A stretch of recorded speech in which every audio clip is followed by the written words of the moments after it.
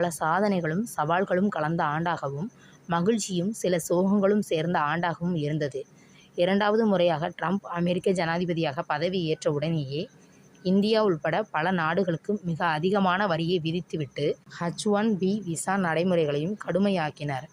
2025 தான் தங்கம் விலை ஏழை, நடுத்தர மக்கள் வாங்க முடியாத அளவுக்கு உயர்ந்தது. நான் உயரப் போகிறேன், நீயும் வா என்று அழைப்பது போல வெள்ளி விலையும் உயர்ந்தது.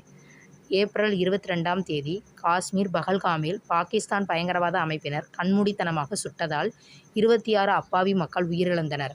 அதற்கு பதிலடியாக மே 7ஆம் தேதி இந்திய இராணுவத்தினர் ஆபரேஷன் சிந்தூர் என்ற நடவடிக்கையின் மூலம் பாகிஸ்தானுக்குள் நுழைந்து துல்லிய தாக்குதல் நடத்தினர்.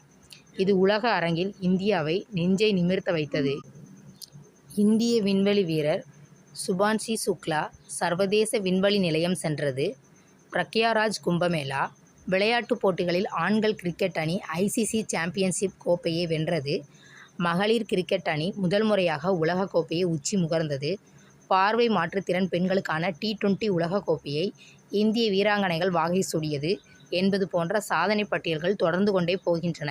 தமிழ்நாட்டை பொறுத்தமட்டில் 2024 to 2025 9.69% பொருளாதார வளர்ச்சியை பெற்று நாட்டிலேயே முதல் இடத்தை பெற்றது மட்டுமல்லாமல், இந்த நிதியாண்டில் இரட்டை இலக்க வளர்ச்சியை பெற்ற பெரும் சாதனையை தன் மகுடமாக சூடியுள்ளது.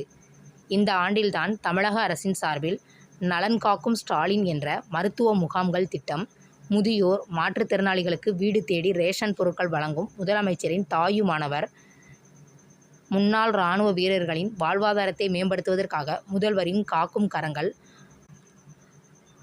அரசு உதவி பெறும் பள்ளிக்கூடங்களிலும் அரசு பள்ளிக்கூடங்களைப் போல வழங்கும் முதலமைச்சரின் காலை உணவு திட்டம் ஆகிய திட்டங்கள் தொடங்கி வைக்கப்பட்டன.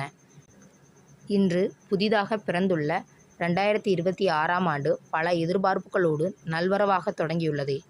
ஏப்ரல், மே மாதங்களில் தமிழக சட்டசபை தேர்தல் நடக்க இருக்கிறது.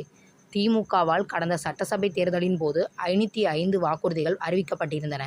இதில் பெரும்பான்மையான வாக்குறுதிகள் நிறைவேற்றப்பட்டுள்ள நிலையில், இன்னும் நிறைவேற்றப்பட வேண்டிய வாக்குறுதிகளையும் தமிழக அரசு அடுத்த மாதத்துக்குள் அறிவித்துவிடும் என்ற நம்பிக்கை மக்களிடம் இருக்கிறது.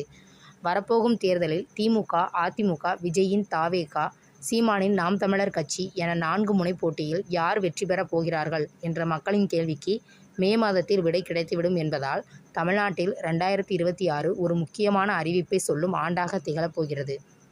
நன்றி.